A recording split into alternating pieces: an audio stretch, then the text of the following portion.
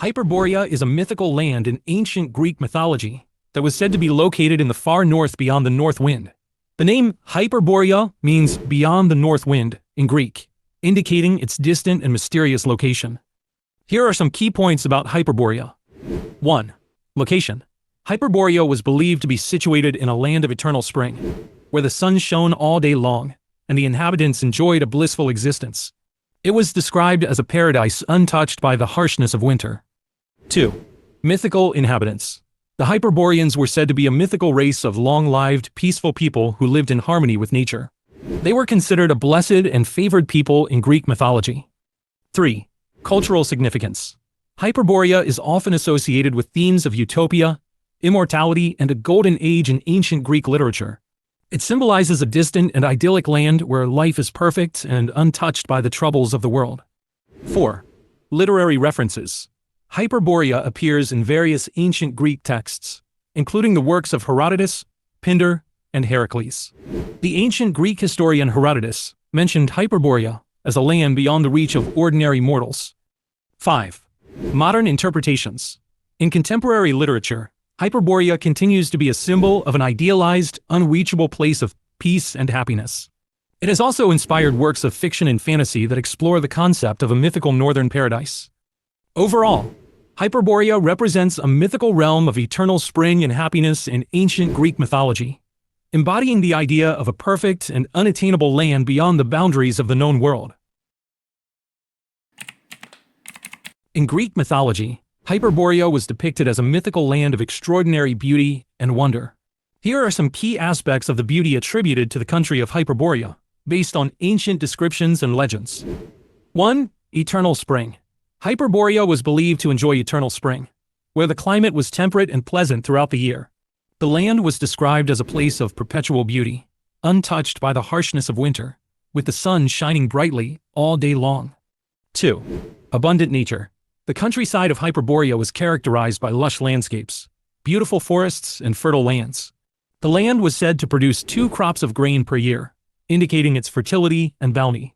The banks of the Herodotus River were lined with amber weeping poplar trees, adding to the picturesque scenery. 3. Mythical creatures. Hyperborea was home to various mythical creatures, including white swans that lived in the waters of the Herodotus River. The presence of these magical beings added to the enchanting and mystical ambience of the land. 4. Sacred temples. The country of Hyperborea was adorned with sacred temples dedicated to the god Apollo, reflecting the spiritual significance and reverence for divine entities in their culture. The temples and religious sites were likely architectural marvels that contributed to the cultural richness of the land. 5. Guarded borders. The southern border of Hyperborea was guarded by the Riparian Mountains, adding a sense of grandeur and majesty to the landscape. These mountains were described as cold and impassable, creating a natural boundary that enhanced the mythical aura of the land. In summary, the beauty of Hyperborea was characterized by its eternal spring, abundant nature, mythical creatures, sacred temples, and majestic landscapes. The descriptions of Hyperborea in Greek mythology evoke a sense of paradise and harmony, depicting a land of unparalleled beauty and tranquility. Hyperborea, as a mythical land from ancient Greek mythology, has never been discovered in reality. It exists solely as a mythical concept in ancient texts and literature, symbolizing an idealized, distant, and utopian land beyond the north wind. While there have been speculations and theories about Hyperborea's possible real-world locations based on ancient descriptions, such as associating it with regions like Scandinavia, Siberia, or Britain, these are merely interpretations and attempts to link the mythical realm to tangible locations on Earth.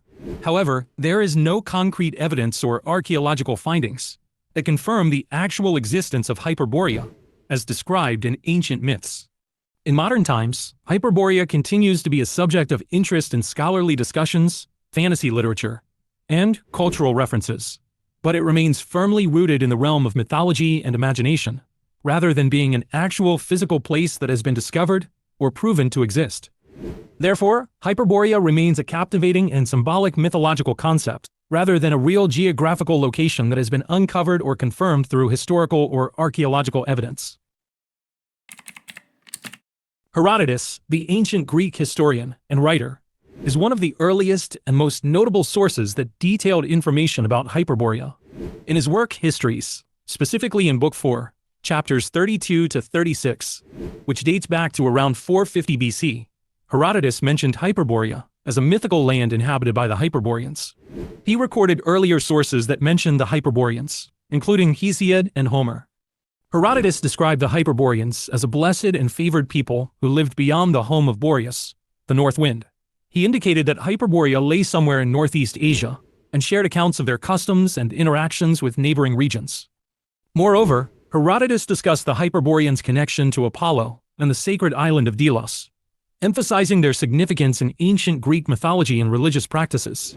He also mentioned the Hyperboreans' offerings and their relations with other tribes and lands, providing valuable insights into the ancient mythological beliefs surrounding Hyperborea.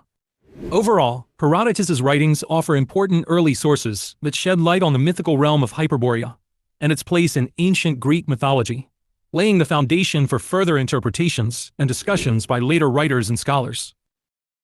The Hyperboreans, according to ancient Greek mythology, were believed to worship the divine twins Apollo and Artemis. Here are some details about the deities worshipped by the Hyperboreans. 1. Apollo. Apollo was considered one of the principal gods in Greek mythology. He was associated with various aspects such as archery, music, arts, healing, and the sun. The Hyperboreans held a special reverence for Apollo, considering him the personification of the sun. Apollo's connection to light and music made him an essential deity in ancient Greek religious practices. 2. Artemis. Artemis, the twin sister of Apollo, was another deity worshipped by the Hyperboreans. She was known as the goddess of hunting, the wilderness, wild animals, and childbirth. Artemis was regarded as a protective deity, especially for young women and maidens. The Hyperboreans venerated Artemis in the sacred place of Delos, the birthplace of the divine twins. 3. Worship practices. The Hyperboreans engaged in rituals and ceremonies dedicated to Apollo and Artemis. They offered sacrifices and held festivals in honor of these deities. The divine twins were central figures in the religious life of the Hyperboreans, symbolizing light, protection, and various aspects of nature and human experience. Overall, the Hyperboreans' worship of Apollo and Artemis highlights the significance of these deities in ancient Greek mythology and underscores the spiritual beliefs and practices of the mythical inhabitants of Hyperborea. Their devotion to Apollo and Artemis played a crucial role in shaping their cultural and religious identity within the context of Greek mythology.